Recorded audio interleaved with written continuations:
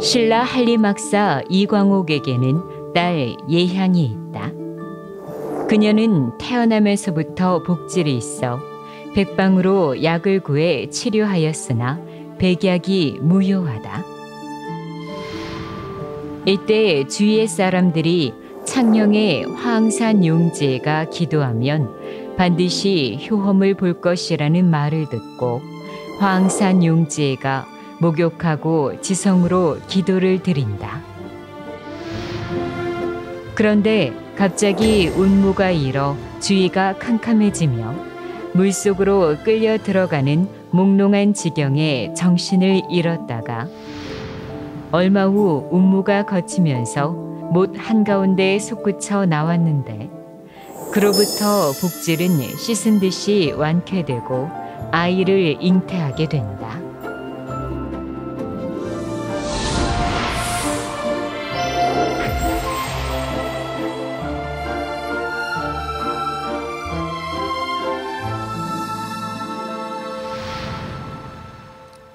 이렇게 하여 태어난 아이가 창녕조씨의 시조인데요. 신라의 김할지나 가야의 김수로 왕처럼 신비로운 탄생 이야기를 간직하고 있죠. 오늘은 우리나라 조씨의 대부분을 차지하는 본관인데요. 창녕조씨에 대해 알아보겠습니다. 조씨는 우리나라에서 27번째로 큰 성씨다. 2015년 통계청 조사에 의하면 약 39만 8천여 명이 우리나라에 살고 있다. 현재 우리나라의 조씨는 창녕을 비롯하여 능성, 남평 등 10여 개의 본관이 있다. 이 중 창녕 조씨가 95%로 대다수를 차지하고 있고 이외의 조씨도 모두 창녕 조씨에서 분적한 것으로 보고 있다. 그래서 조씨는 창녕 조씨 단일본으로 보기도 한다. 우리나라의 조씨는 나라조를 성으로 쓰는 조씨와 성조를 성으로 쓰는 조씨가 있는데요. 나라조의 조씨는 한양 조씨와 하만 조씨로 대표되고 성조의 조씨는 대다수가 창녕 조씨입니다. 또 중국의 조씨와 창녕 조씨는 별개의 성씨로 한자를 달리 쓴다는 것을 유념해야 합니다. 그렇다면 창녕 조씨는 어떤 성씨일까요? 창녕 조씨는 토착 성씨로 경상남도 창녕을 관양으로 하는 성씨다. 경상남도 북부에 위치한 창녕은 삼원시대 가야의 소국 중 하나로 원래 비지국, 비화가야, 비사벌 등으로 불리었다. 서기 555년 진웅왕에 의해 정복됐으며 비자화군 또는 비사벌군으로 불리다가 757년 경도강 16년 화왕군으로 계칭된다. 그리고 고려 태조 23년에 창녕으로 고쳐져 지금에 이르고 있다. 2015년 통계청 조사에 의하면 창녕 조씨는 약 37만 9천여 명이 우리나라에 살고 있다. 또 창녕 조씨의 계파를 살펴보면 대표적으로 21세손 송무, 송군, 송학의 후대에서 분파된 수십 개의 파로 나뉘어져 있다. 창녕 조씨의 대표적 집성촌을 살펴보면 경상북도 고령군 다산면 송곡리 시실마을과 대구광역시 달성군 구지면 수리 이리를 비롯하여 전라남도 영암군 군서면 서구림리와 동구림리, 전라남도 화순군 화순읍 감돌이 하만골과 동면 장동리 찰동마을 등 전국의 크고 작은 집성촌이 산재해 있다.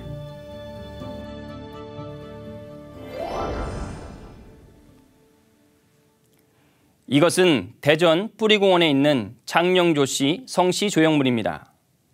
여기에는 창녕조씨의 시조와 득성유래에 대해서 상세히 소개하고 있는데요. 그 내용을 살펴보겠습니다. 우리 조문의 시조 탄생과 득성 유래를 살펴보면 시조모 휘 예향은 신라 한림학사 이광옥의 딸로 태어나면서부터 복질이 있어 백방으로 약을 구해 치료를 하였으나 백약이 무효이던 차에 주위의 사람들이 창녕 황산 용지에 가서 목욕 재개하고 기도하면 반드시 효험을 볼 것이라는 말에 따라 황산 용지에 가서 목욕하고 지성으로 기도를 드리는데 갑자기 운모가 일어 주위가 캄캄해지면서 물속으로 끌려 들어가는 몽롱한 지경에 정신을 잃었다가 얼마 후 운모가 거치면서 못 한가운데서 솟구쳐 나왔는데 그로부터 복질은 씻은 듯이 완쾌되고 태기가 있었다 한다.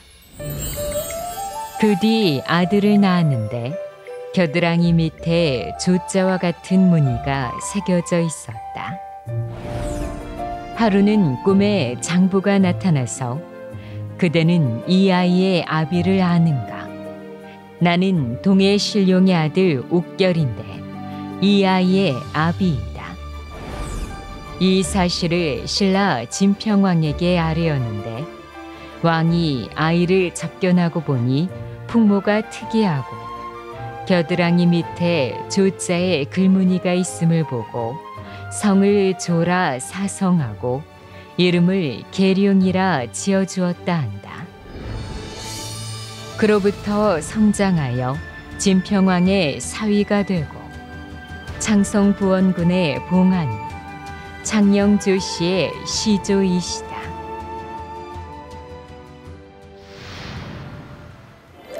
성씨 조형물에 나와 있듯이 창녕조씨의 시조는 창성부원군 조계룡인데요. 그의 아버지는 동해신룡의 아들 옥결이라고 합니다. 그래서 계룡이란 이름을 사성받게 되는데요. 그는 자라서 신라 진평왕의 사위가 되죠. 하지만 이후 세계가 실전되어 신라 말 아간시중을 지낸 조흠의 아들로 고려 태조의 딸과 결혼한 조겸을 중시조로 모시고 있습니다. 그렇다면 이들은 어떤 인물일까요?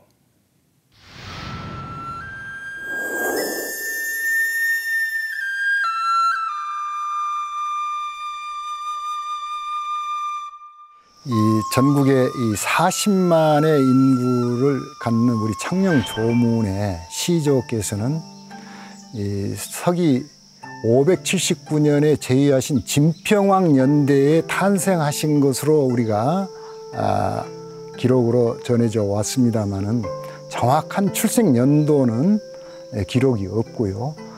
또 진평왕 제위 중에 사위를 삼으셨다고 했던 그런 기록이 있기 때문에 출생 연대를 그렇게 역으로 추정해 볼 수는 있겠고요. 그러면 왕의 따님 중에 어느 분이 우리 할머니가 되시는가에 대해서는 여러 가지 설이 있지만 일부에서 선덕여왕의 이 우리 시조 할머니 설에 대해서 이야기하신 분도 있지만 정확한 기록이 나와 있지 않는 것이고 오히려 이 신라 김씨들의 이 족보에 선덕여왕의 부군은 김인평이라고 하는 그런 문헌의 기록이 분명하기 때문에 선덕여왕이 우리 시조의 할머니시다 이렇게 이야기하는 것은 옳지 못한 것 같습니다. 그래서 그 얘기는 이 정확한 고증이나 이게 더 현자에 의해서 밝혀지지 않는 한은 다시 거론되어서는 안 될 일이다 이렇게 이제 생각을 하고 있고요. 시조의 산소를 오랫동안 실전을 했었던 것으로만 되어 있지 어느 시대 때부터서 언제까지 실전되었다 이렇게는 지금 이야기할 수 없으나 다만 시조 할아버지의 묘를 찾게 되는 게 조선 중기에 아주 큰 학자이셨던 다문공 휘자를 명자 교자라고 쓰십니다. 그 할아버지가 꿈을 꾸셨는데 시조 할아버지 묘를 왜 그렇게 방치했느냐 그러면서 시조 할아버지 묘를 찾아라 그래서 묘 앞에 가서 보니까 조계룡의 묘다고 하는 그런 표석도 있었고 그래서 재배하고 나서 꿈을 깨셨는데 그 꿈속에 있었던 곳이 경주 북쪽에 있는 그 자옥산 아래 모셔진 그 산이 분명한 것 같고, 선자 적자 할아버지가 줄곧 영천 일대, 경주 일대에서 사셨던 모든 자손들이 그 할아버지의 무덤이 틀림없이 경주에 있는 것이 맞다, 이렇게 얘기한 것과 더불어서 문헌의 기록을 정확하게 제시하신 분이 선자 행자 그 할아버지께서 저희 집안에 가지고 있었던 족보를 제시하시면서 그 탄생에서부터서 무덤에 관한 기록이 정확하게 있고, 경주 북쪽 40리에 자옥산 아래 신자 원내 모셔져 있다, 정확하게 현재 묘소가 일치하는 그런 곳이 맞다 해서 전국의 일가들이 할아버지 무덤으로 다시 재단장을 해드리고 축단을 해서 지금까지 제사를 모시고 있고 수호하고 있습니다.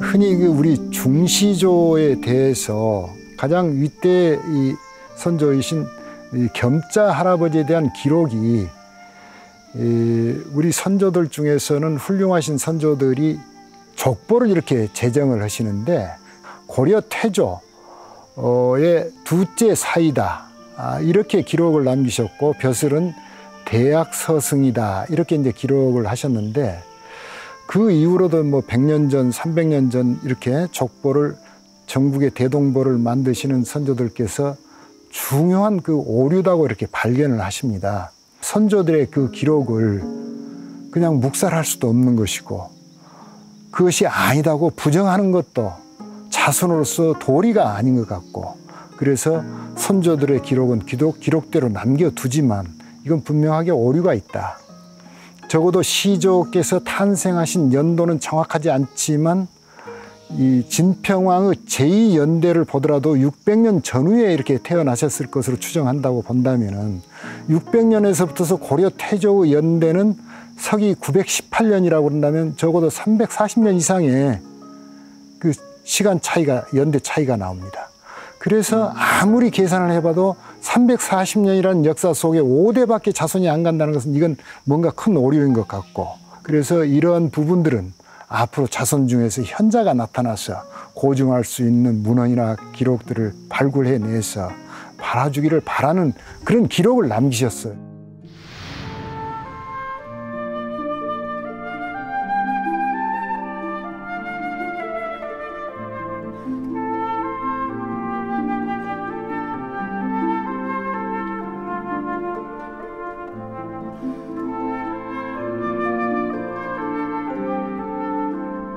대종회에서는 시조 한 분에 대한 제향만 모시는데 음력으로 10월 초정일이라고 그럽니다. 이 갑을병정이 이 육갑에 의한 그 정자가 매우 상스러운 날이다.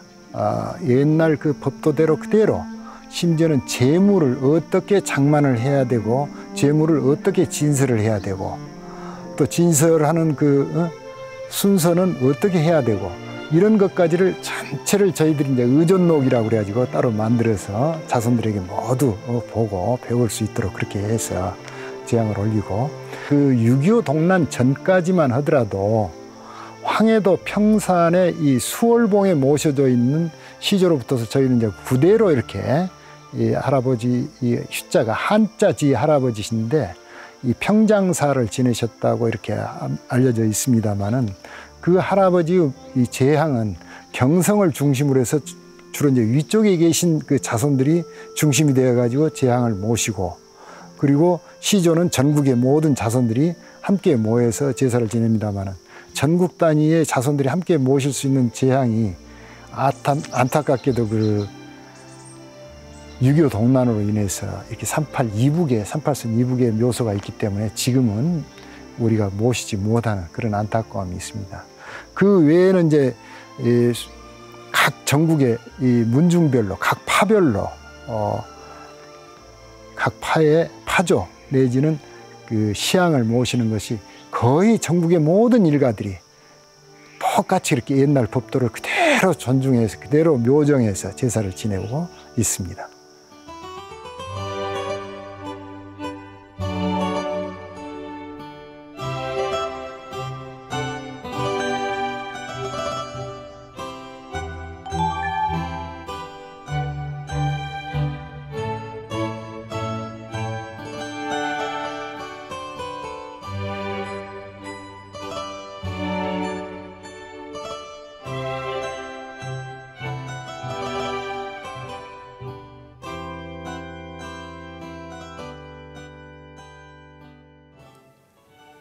창녕조씨 득성지조.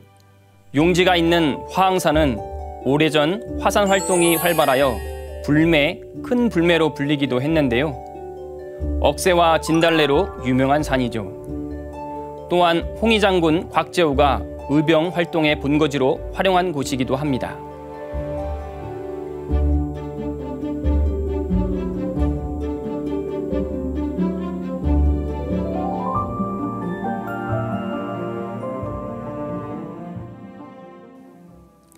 창녕조씨는 고려와 조선에 걸쳐 명문가로 이름이 알려져 있는데요. 고려조에는 8대를 이어 평장사를 배출하고 조선시대에는 113명의 문과급제자를 배출하기도 합니다. 그렇다면 창녕조씨 종문에는 어떤 인물들이 있을까요?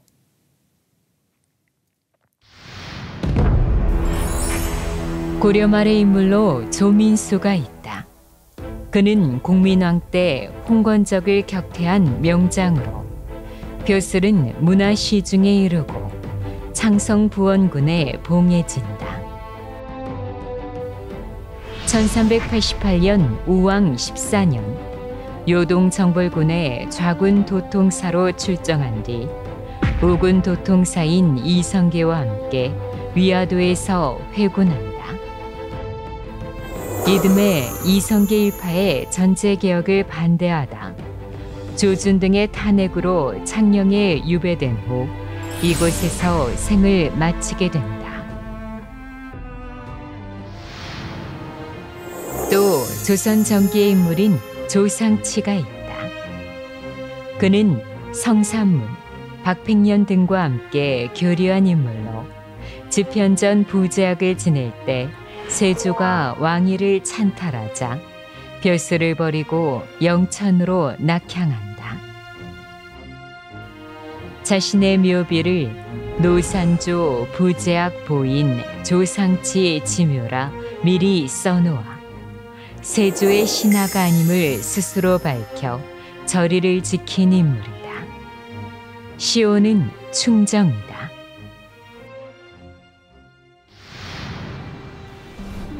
조선 중기의 인물로는 남명 조식이 있다. 그는 퇴계 이황과 더불어 영남 사림의 양대 산맥으로 불릴 정도로 조선 성리학의 대학자이다. 남명은 평생 벼슬에 나아가지 않고 초야에 묻혀 자신을 수양하고 제자들을 기르는 데 전념한다. 칼을 찬 유학자로 알려진 남명의 핵심 가르침은 경과 의다. 그는 안에서 밝히는 것은 경이요 밖에서 결단하는 것은 의다라고 하며 제자들을 가르칠 때도 항상 경과 의의 중요함을 강조한다. 그는 1501년 경상도 삼가연 토동의 외가에서 태어난다. 어떤 이인이 외가의 집터를 보고 신유년 이곳에서 태어나는 아이는 커서 반드시 성년이 될 것이다 라고 했는데 남명이 이 집에서 태어나게 된다. 청년기의 남명은 여느 선비와 마찬가지로 과거 준비를 하는데 이때 그는 친구들과 절에서 공부하다가 자신의 학문 방향을 결정짓는 중요한 계기를 만나게 된다. 성리대전의 한 구절을 읽던 중 과거를 위한 공부가 그릇되었음을 깨닫고 다음 날 날이 새자마자 친구들에게 작별 인사를 하고 집으로 돌아와 버린다. 이때부터 그는 유학의 정수를 공부하는 데 전념한다. 이후 30세에 처가가 있는 경남 김해로 이사하여 이곳에 산해정을 짓고 18년간 공부에 전념한다. 그의 공부가 깊어지고 성숙해지자 배우러 오는 사람들도 점점 많아지고 그의 명성이 사방으로 퍼져 유림의 중견 선비로 인정받게 된다. 당시 시국은 을사사화 직후로 윤원형이 누이인 문정왕후를 등에 업고 권력을 전행하며 조정을 좌지우지할 때다. 숨죽이며 어느 누구도 감히 나서지 못할 때 대담하게 이를 비판한 선비가 남명조식이다. 단성소라는 상소문을 올려 명종과 문정왕후의 잘못을 신랄하게 지적한 것이다. 남명은 61세에 다시 지리산 아래 덕산으로 이사한다. 이곳에 산천제를 짓고 후진양성에 온 힘을 쏟는데 창에다 경과 의 두 글자를 크게 써붙이고 자신이 직접 그린 신명사도를 자리 옆에 걸어두고 자주 보면서 마음을 수양한다. 남명은 성리학을 이론화하는 것보다는 실천에 바탕을 둔 학문을 강조한다. 그래서 그는 여느 유학자와는 달리 유교 경전에만 한정하지 않고 도가 사상은 물론 천문, 지리, 병법 등 아주 폭넓게 공부한다. 특히 그는 제자들에게 병법을 가르치며 외적의 침입에 대비하도록 했는데 후에 임진왜란이 일어났을 때 정인홍, 곽재우, 김면 등 50여 명의 남명 문인들이 대거 의병을 일으켜 왜군의 호남 진격을 물리친 것은 이 때문이다. 한평생을 경과 의의 정신으로 산 남명은 72세 생을 마치니 광해군 때 영의정에 추중되고 시호는 문정이다. 남명조식은 불의와는 일체 타협하지 않고 일상생활에서도 경과 의를 실천하는 삶을 사는데요. 남명은 이를 위해 그만의 독특한 수양 방법 두 가지가 있죠. 경의검과 성성자입니다. 경의검은 작은 칼이고 성성자는 쇠방울인데요. 남명은 항상 이 둘을 몸에 차고 다녔죠. 경의검은 삿된 욕심이 조금이라도 생기면 바로 베어버린다는 결단을 상징하는 검이고, 성성자는 방울 소리가 나지 않게 매사 몸가짐을 엄숙히 하여 깨어있기 위함입니다. 다음은 또 어떤 인물이 있을까요?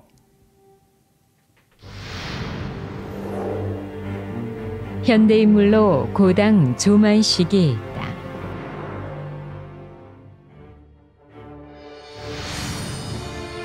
애국애족하는 길에 언제 죽을지 모른다만 내가 죽은 뒤에 누구 있어 비석을 세우려거든 거기에 비문은 쓰지 마라. 그 대신 큰 눈을 2개 새겨다오. 그러면 저승에 가서라도 한눈으로 일본이 망하는 것을 보고 또 한눈으로는 조국의 자주 독립을 지켜보리라.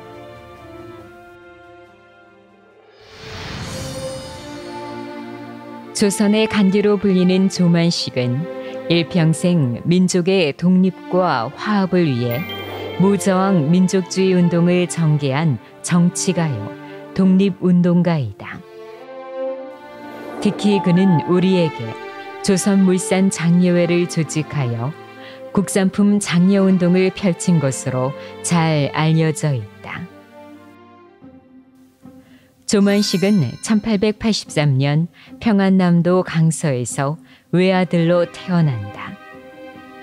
15세의 젊은 나이에 평양에서 포목상과 지물상을 경영하는 번듯한 사업가가 되기도 한다. 이후 그는 신학문을 배우기 위해 23세의 만학으로 평양 숭실학교에 입학하고 1906년에는 일본으로 유학을 떠난다. 1913년 메이지 대학을 졸업한 후 귀국하여 오산학교의 교사가 된다. 1919년 3.1 독립만세운동이 일어나자 평안남도 강서에서 독립만세운동을 이끌었는데 후에 일경에 체포되어 1년간 옥고를 치르게 된다. 그는 오척단구에 머리를 빡빡 깎아 갓을 쓰고 평생 한복을 입고 다녔는데 간디의 무저항주의와 안창호의 민족 자강운동에 감동하여 이를 자신의 독립운동의 거울로 삼는다. 이에 일제치하에서도 국내에 머물며 민족산업 증진과 독립정신 함양 등 민족주의 운동을 전개하는데 1920년에는 평양에서 조선 물산장려운동회를 조직하여 국산품을 장려하는 사회운동을 전국적으로 전개한다. 이후 좌우가 합작하여 결성된 신간의 활동에 참여하고 조선일보사 사장으로 취임해 민족계몽운동에 앞장서기도 한다.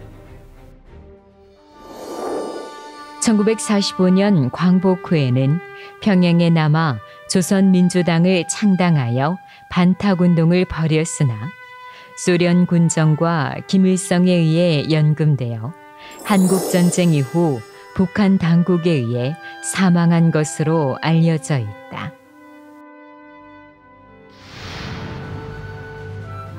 또 현대인물로 죽산 조봉암이 있다. 그는 독립운동가이면서 광복 이후 농림부 장관과 재헌 국회의원, 국회 부의장을 역임한 정치인이다. 1899년 지금의 인천시 강화에서 태어난 그는 사회주의 사상에 입각한 독립운동을 전개하다 1932년 상해에서 체포되어 신의주 형무소에서 7년간 옥살이를 하기도 한다. 그러나 그는 광복 이후 공산주의와 결별하고 대한민국 건국에 참여한다. 그리고 2차례 대통령 선거에 출마한 뒤 1957년 진보당을 창당한다. 하지만 국가보안법 위반으로 체포되어 대법원에서 사형 선고를 받고 1959년 사형이 집행된다. 그러나 이 사건은 지난 2011년 대법원에서 무죄로 판결나 뒤늦게나마 그는 명예를 회복하게 된다. 그는 책임감이 강한 사람이다. 한국전쟁이 일어나 서로 다투어 남쪽으로 도망갈 때 국회 부의장이던 그는 국회 중요 문서를 챙기느라 한강철교 폭파 직전에야 서울을 빠져나올 수 있었다고 한다. 이외 조선 성종 때의 대문장가로 두시연애를 완성하고 유배 가사의 효시인 만분가를 지은 매개 조이와 구한말 참의에 임명되었으나 사퇴하고 이동영, 이상선, 김구 등과 함께 신민회를 조직한 조성환이 있다. 조성환은 후에 만주로 건너가 북로군정서를 조직하고 군사부장을 역임했으며 다시 상해로 건너가 임시정부 국무위원이 되어 광복군 설립에 기초를 닦는다. 현대인물로는 조혜진, 조명희, 조우석 국회의원이 있고 연예계에는 트로트 가수 태진아를 비롯하여 가수 조성무와 조정치, 슈퍼주니어의 멤버 규현, 배우 조승우, 조여정, 조정석, 조보아와 개그맨 조세호가 있다. 이외에 성악가 조수미와 한국 바둑계의 거성인 조은현 구단, 트로트 가수 송가인도 본명이 조은심으로 모두 창녕조씨죠.